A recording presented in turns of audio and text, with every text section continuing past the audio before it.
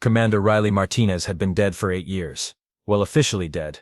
In reality, she was very much alive and making the worst coffee in 3-star systems at Galaxy grounds on Space Station Delta 7, which, considering her customers were aliens who couldn't taste half the compounds in coffee anyway, was really saying something. One large nebula blend.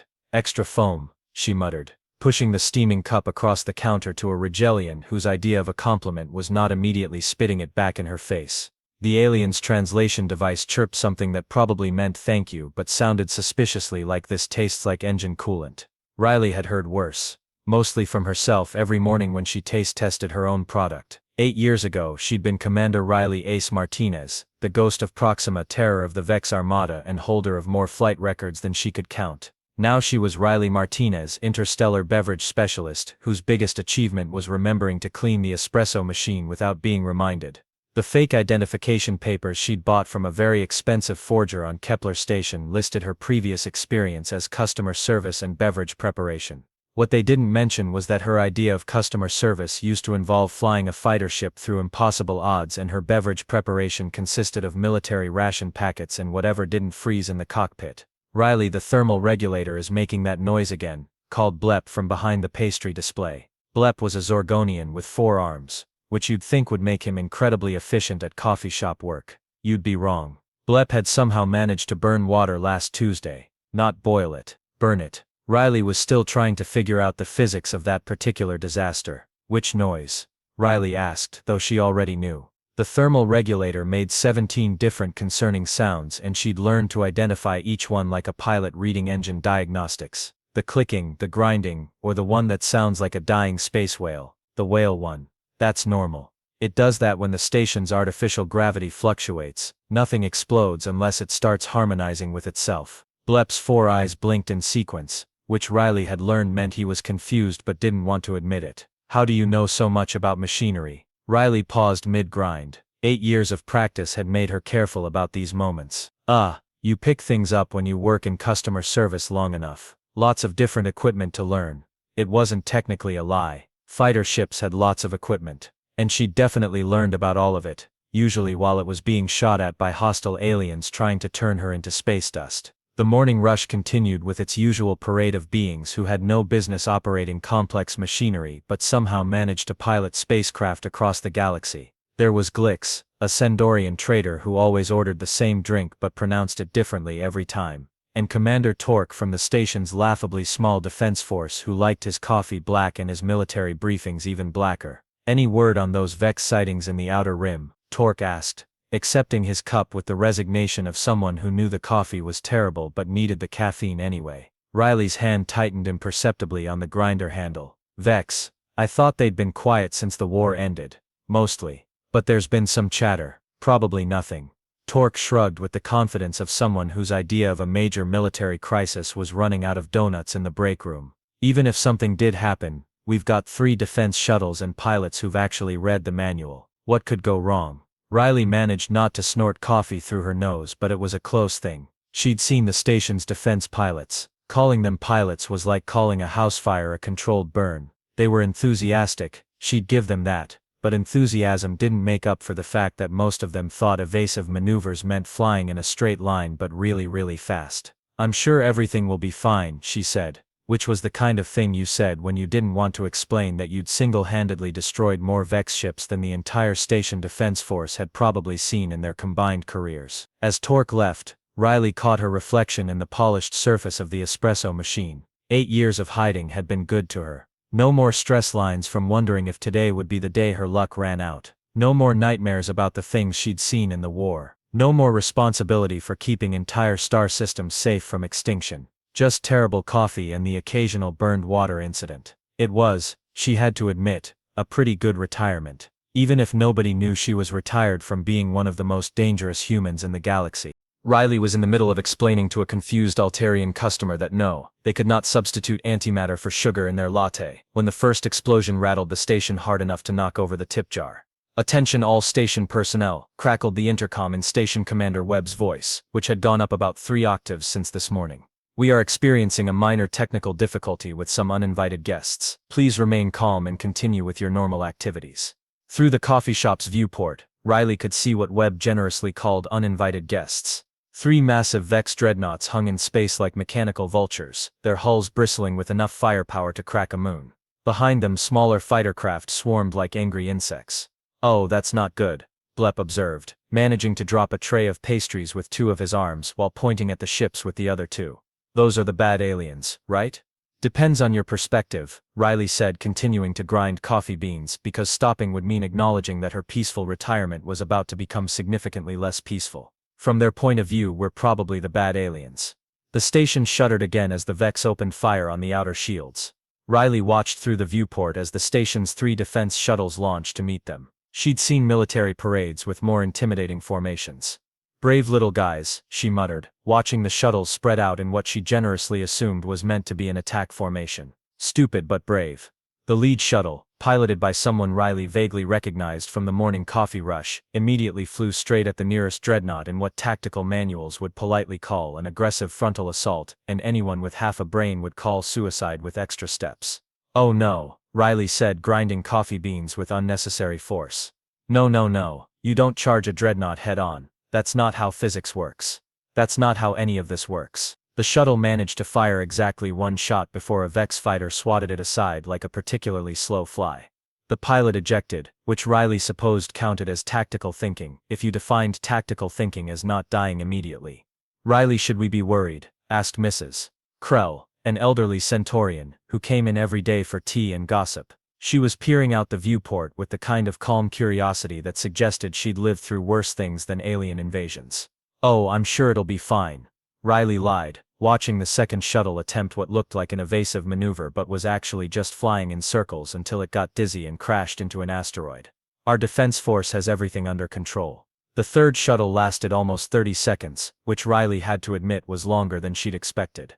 The pilot even managed to scratch the paint on one of the Vex fighters before a plasma cannon turned the shuttle into a brief bright flower of expanding gas and metal fragments.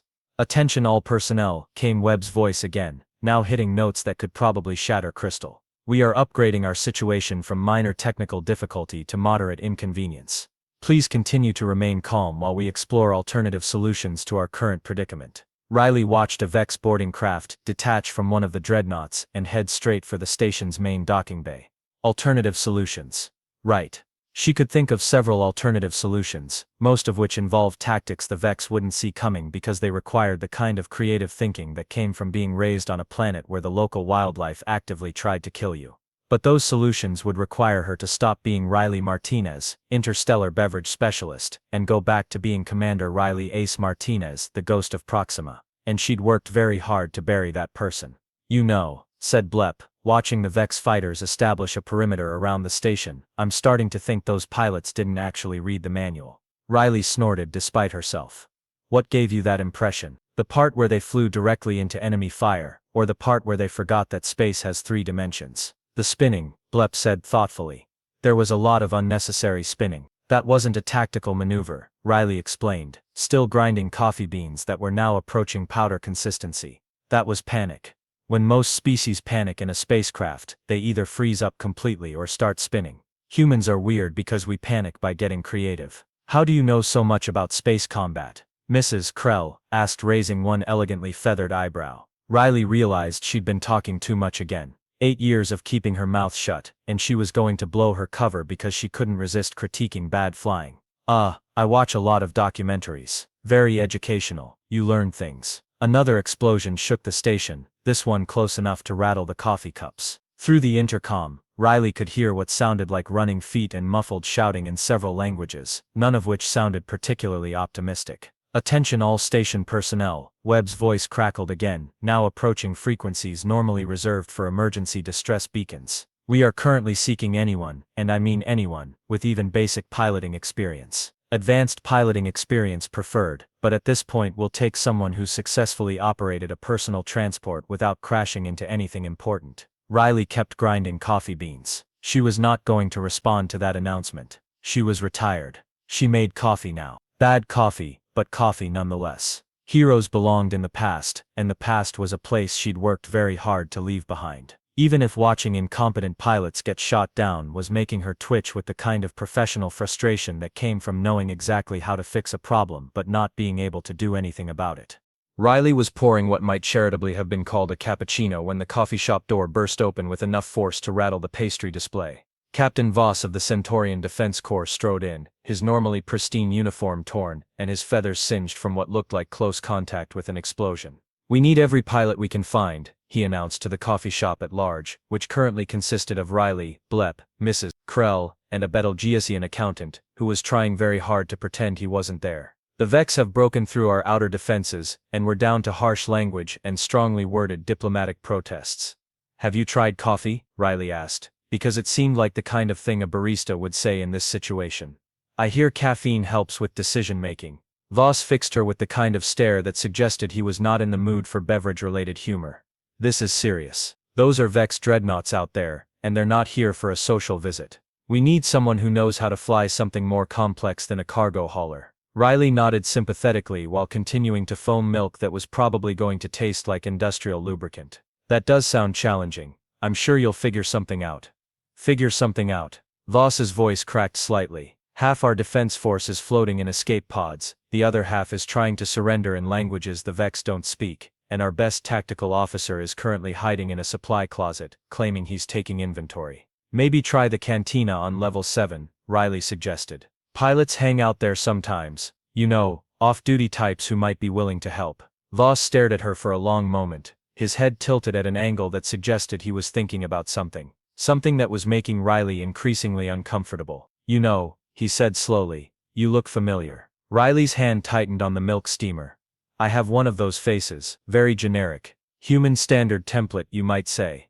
"No, it's more than that." Voss pulled out a tablet and started scrolling through what looked like military files. "The way you move, the way you talk about tactics like you actually understand them. And earlier, when you were explaining combat psychology, you sounded like someone who'd actually seen combat." "I watch a lot of documentaries," Riley repeated, but her voice had gone flat in the way it used to when she was about to do something that would probably get her court-martialed. "Riley Martinez," Voss read from his tablet, and Riley's blood turned to ice water. "Age 32, supposedly from Earth's agricultural colonies, employment history and food service dating back 8 years. He looked up at her with the kind of smile that wasn't actually a smile. "Funny thing about that employment history, it starts exactly 8 years ago. Nothing before that. It's almost like someone just appeared out of thin air." Riley set down the milk steamer very carefully. "People start new careers all the time. Career changes are very common these days. You want to know what else is interesting?" Voss continued, clearly enjoying himself now. 8 years ago, Commander Riley Martinez of the Human Defense Corps disappeared after the Battle of Proxima Centauri. Officially listed as killed in action, but her body was never recovered. They called her the Ghost of Proxima because she had this habit of appearing out of nowhere and making entire Vex squadrons disappear. The coffee shop had gone very quiet. Even Blepp had stopped whatever he was doing with his forearms to stare at Riley with all 4 eyes. "That's a very interesting story," Riley said, proud of how steady her voice sounded. "But I think you have me confused with someone else. I make coffee. Very bad coffee, but coffee nonetheless." Voss turned his tablet around so everyone could see the screen. It showed a military photograph of a woman in a Human Defense Corps uniform, younger and harder looking than the current Riley. But unmistakably the same person. The uniform was covered with enough decorations to stock a small jewelry store. "Commander Riley Aces Martinez," Voss announced to the coffee shop. "Hero of the Proxima campaign, single-handedly destroyed the Vex supercarrier Inevitable Conquest using a damaged fighter and what her after-action report described as aggressive improvisation and excessive stubbornness." Mrs. Krell dropped her teacup. The Betelgeusian accountant made a noise that sounded like a deflating balloon. Blepp's 4 eyes somehow managed to get even wider. Riley looked around at the faces staring at her and realized her cover wasn't just blown, it had been atomized. "Okay," she said finally. "That might be me. Might be." Voss's feathers were practically standing on end with excitement. "You're the Ghost of Proxima, you're a legend. They teach courses about your tactics at the military academy." "They really shouldn't," Riley muttered, because some of those tactics had involved things that were technically violations of several interstellar treaties. "Most of what I did was make it up as I went along and hope it worked. It worked well enough to end the war," Voss said. "And right now, we need someone who can do it again." Riley looked around the coffee shop one more time. At Blepp, who was still staring at her like she'd just announced she was secretly a mythical creature. At Mrs. Krell, who was nodding approvingly as if this explained why her coffee always tasted like someone had forgotten how coffee was supposed to work. At the Betelgeusian accountant, who had decided that now was a good time to quietly edge toward the exit. I'm retired, she said finally. I make coffee now. Bad coffee, but it's honest work and nobody shoots at me. The Vex are boarding the station as we speak, Voss said. In about 20 minutes, they're going to turn this place into scrap metal and everyone on it into very small pieces, including your coffee shop. Riley sighed and looked down at the cappuccino she'd been making. The foam had settled into something that looked like a small depressed cloud. I really hate it when my past catches up with me, she said. Absolutely not, Riley said, backing away from Voss with her hands raised. I don't care if the station is about to become space debris. I'm retired. Do you know what retired means? It means I don't do the hero thing anymore. But you're the ghost of Proxima, Voss insisted, following her around the counter. You're practically a living legend. Legends belong in museums, not cockpits, Riley shot back. Besides, it's been 8 years. I'm rusty. My reflexes are shot. I probably can't even remember which button fires the weapons and which one ejects the pilot. It's like riding a bicycle, Voss said confidently. Bicycles don't explode when you make a mistake, Riley pointed out. And they don't have hostile aliens shooting at them with plasma cannons. The station shuddered again, this time hard enough to knock several coffee cups off their shelves. Through the viewport, Riley could see Vex boarding pods attaching to the station's hull like mechanical leeches. Please, Mrs. Krell said quietly. My granddaughter is visiting from the inner colonies. She's only 12. Riley closed her eyes and counted to 10 in 3 different languages, including one she'd learned from a Vex prisoner who had been surprisingly polite about the whole capture situation. When she opened them again, everyone in the coffee shop was staring at her with expressions ranging from hopeful to desperately terrified.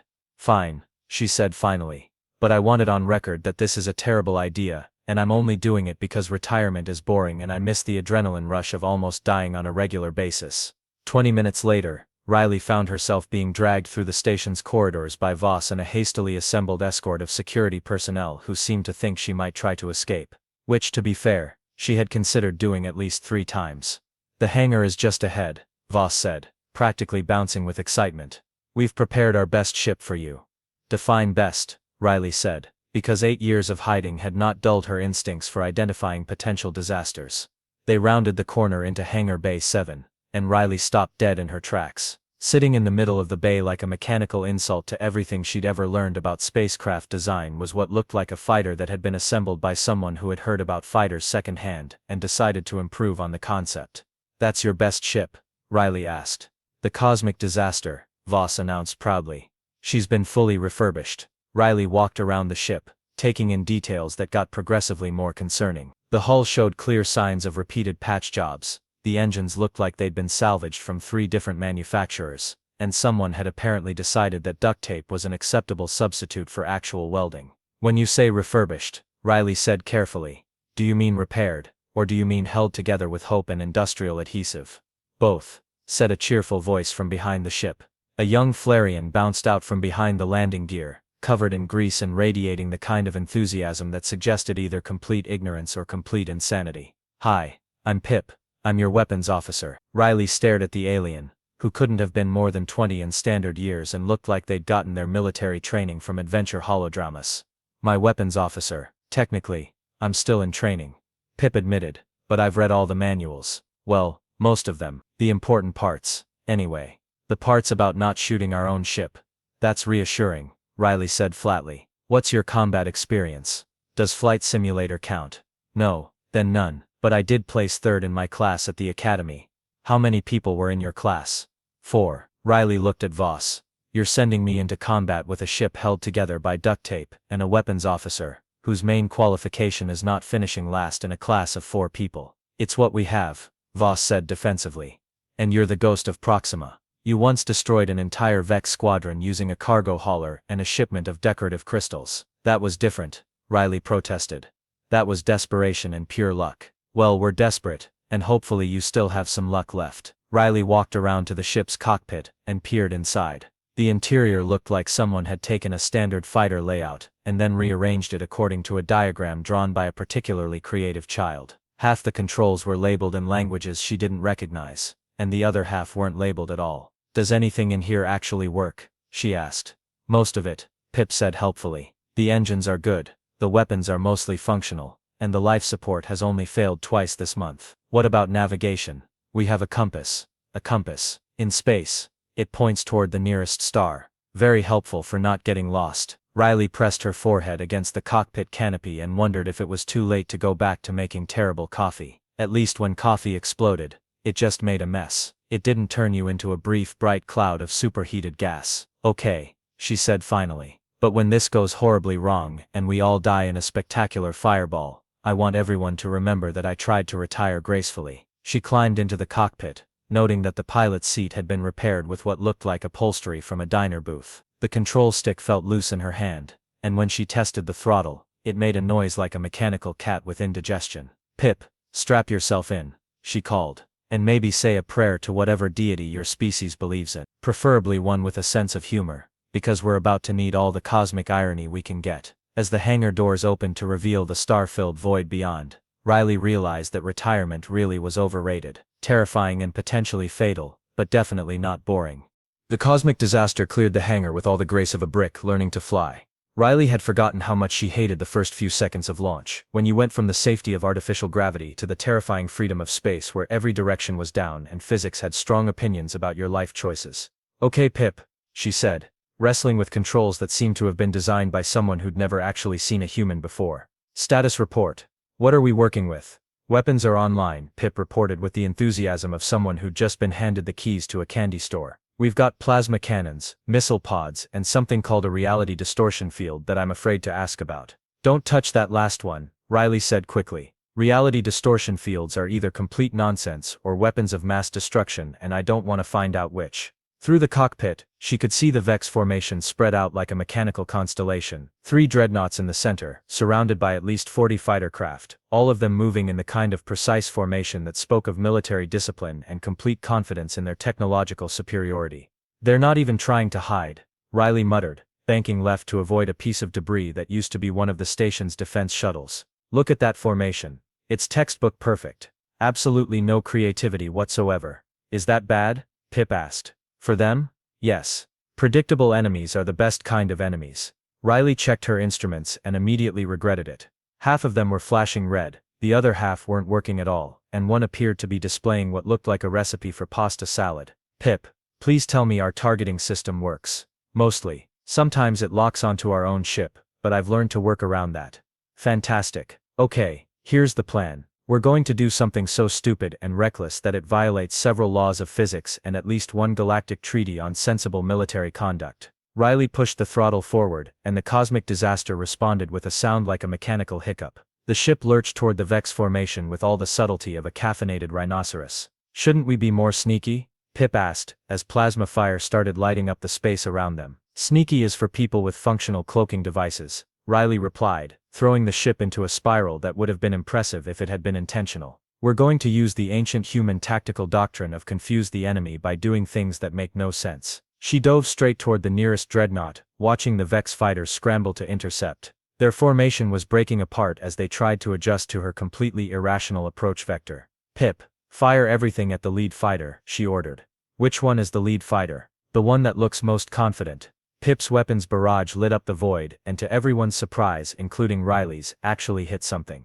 The Vex fighter exploded in a shower of sparks and debris, mostly because it had been flying in such a predictable pattern that even accidentally functional weapons could nail it. I got one, Pip shouted with the kind of joy normally reserved for small children who just learned to ride a bicycle. Don't celebrate yet, Riley warned, pulling the ship into a turn that made the engine scream in protest. We've still got 39 more to go, and they're starting to get annoyed. The Vex fighters were regrouping, forming attack patterns that would have been impressive if Riley hadn't seen them all before. The problem with fighting an enemy for 8 years was that you learned their playbook, and the Vex hadn't updated their tactics since the war ended. They're trying to box us in, she observed, watching the fighters move into a classic encirclement maneuver. Standard Vex tactic number 4. I used to counter this by doing something completely insane. What did you do? Pip asked. I flew directly at the biggest ship and hoped they'd get confused enough to shoot each other. Riley pointed the cosmic disaster at the nearest dreadnought and pushed the throttle as far forward as it would go. The ship responded with a noise that suggested it was questioning her life choices, but it accelerated anyway. This is insane, Pip said, watching the dreadnought grow larger in the viewport. That's the point, Riley replied. Insanity is the one thing military academies don't teach you how to counter. The Vex fighters were trying to follow her, but their formations were designed for fighting sensible enemies, who did sensible things like maintaining safe distances and following established tactical doctrine. Riley was doing the space combat equivalent of running into a formal dinner party while juggling flaming torches and shouting, "Pip, hit the disco lights," she ordered. "We have disco lights." Third panel from the left, the button that looks like a small sun. Pip pressed the button, and the cosmic disaster suddenly lit up like a hyperactive Christmas tree. Multicolored strobe lights erupted from every surface, turning the ship into a flying dance party that was visible from 3-star systems away. "Why do we have disco lights?" Pip asked. "Because whoever built this ship had a sense of humor," Riley said, using the flashing lights to mask her next maneuver. The Vex targeting systems were having trouble locking onto a ship that was apparently having a seizure while playing techno music. She dove under the dreadnought's main hull, close enough to see the individual hull plates, and fired everything they had at the ship's main reactor housing. The explosion lit up the inside of the cockpit like a small sun, and suddenly there were only 2 dreadnoughts left. "Holy nebula," Pip breathed. "You actually did it."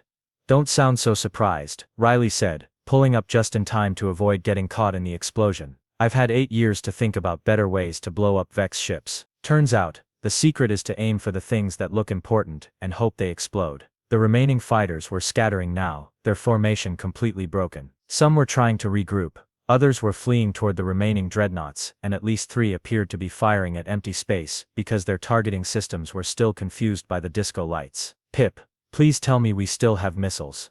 2 left, but one of them might be a flare. "Fire both." At this point, even a flare might confuse them. The missiles streaked toward the second dreadnought, and Riley was pleased to see that at least one of them was actually explosive. The ship's main weapons array disappeared in a flash of superheated plasma, turning a deadly war machine into a very large, very expensive piece of space junk. "One more to go," she said, turning toward the final dreadnought. "And I'm officially out of ideas that don't involve ramming." "Ramming sounds exciting," Pip said, with the kind of enthusiasm that suggested he'd missed the part where ramming usually involved everyone involved dying in a spectacular fireball. Riley was about to explain why ramming was generally considered a last resort when she noticed something odd about the final dreadnought. It was turning away from the station, its engines flaring as it prepared to jump to hyperspace. "They're running," she said, not quite believing it.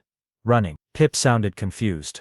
"But there's still one of them, and only one of us." "Exactly," Riley said, watching the dreadnought disappear into hyperspace, with the kind of satisfaction that came from a job well done. "They just figured out that humans don't fight fair, and they don't want to stick around to see what other insane things we might do." The remaining Vex fighters were already following their command ship into hyperspace, abandoning the battle with the kind of haste that suggested they'd rather explain their failure to their superiors than try to fight an enemy who used disco lights as a tactical weapon. Riley leaned back in her pilot's seat and realized she was grinning for the first time in 8 years.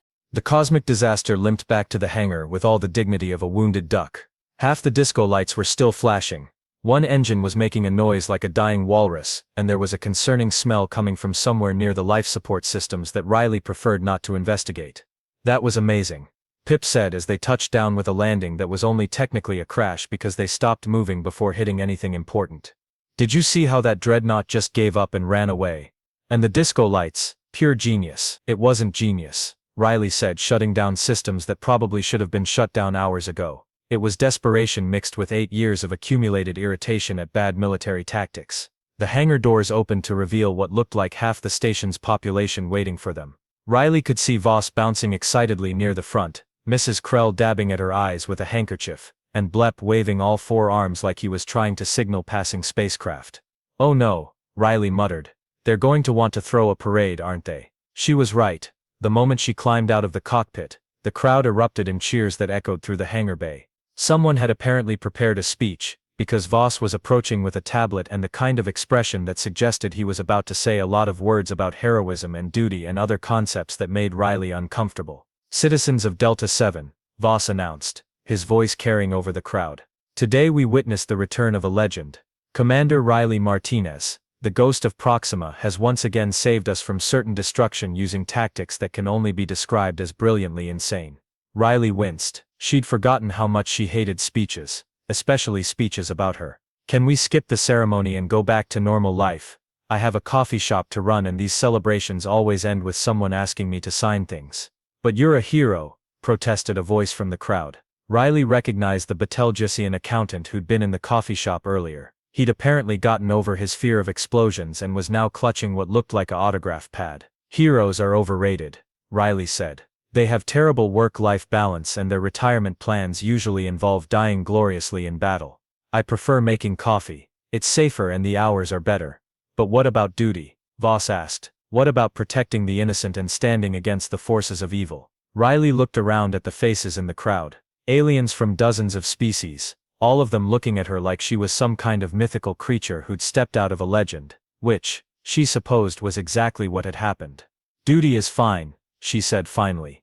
But I did my duty for 15 years. I think I've earned the right to make terrible coffee and complain about customers who want extra foam. 3 hours later, Riley was back behind the counter at Galaxy grounds, trying to pretend that nothing had changed. The coffee machine was still making concerning noises. Blep was still managing to violate the laws of physics while preparing simple beverages, and the morning rush was still full of beings who had no business operating complex machinery. But something was different. For one thing, there was a line stretching out the door and around the corridor, filled with aliens who wanted to meet the legendary Ghost of Proxima. For another, her boss had given her a raise and a promotion to Senior Interstellar Beverage Specialist, which came with a certificate that was misspelled in 3 languages. One large nebula blend, said her first customer of the day, a young Rigelian pilot who was staring at her with the kind of awe usually reserved for religious figures. And could you maybe tell me about that maneuver where you flew under the dreadnought? I'm taking advanced pilot training and that move isn't in any of the textbooks. Riley sighed and started grinding coffee beans that would probably taste like engine coolant. It's not in the textbooks because it's a terrible idea that only works if your enemies are too confused to shoot straight. But how did you know they'd be confused? Because I've been fighting Vex for 15 years and they've never learned to adapt to opponents who don't follow their rulebook. Riley handed over the coffee and immediately started on the next order. The key to beating a superior enemy is to do things so stupid that their tactical computers can't process them. Could you teach me?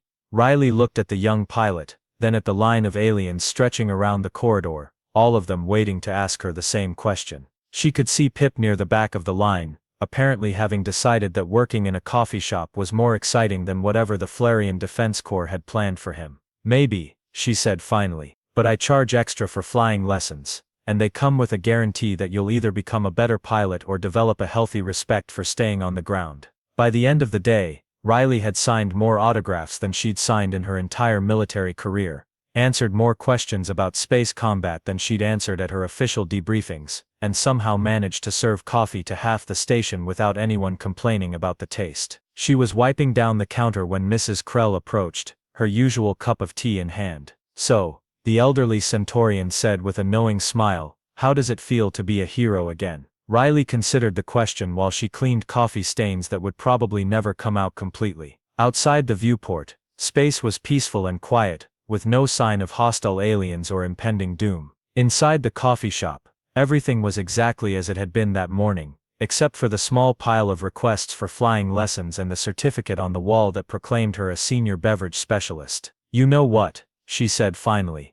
Retirement is overrated. Turns out, making terrible coffee and occasionally saving the galaxy isn't the worst career combination. At least now when people complain about my coffee, I can threaten to fight off alien invasions until they apologize. Mrs. Krell laughed. And the flying lessons. Riley looked at the list of names Pip had compiled, all of them young pilots eager to learn the kind of tactics that weren't taught in military academies. Well, she said, someone has to teach them that the best way to win a fight is to confuse your enemies into surrendering. Might as well be me. She hung up her apron and looked around the coffee shop one last time. Tomorrow there would be more terrible coffee to make, more aliens to serve, and probably more young pilots to teach that sometimes the most effective military tactic was to do something so ridiculous that your enemies gave up trying to understand it. Riley Martinez, former commander, current barista, and part-time flight instructor, decided that retirement really was overrated, especially when it came with a raise.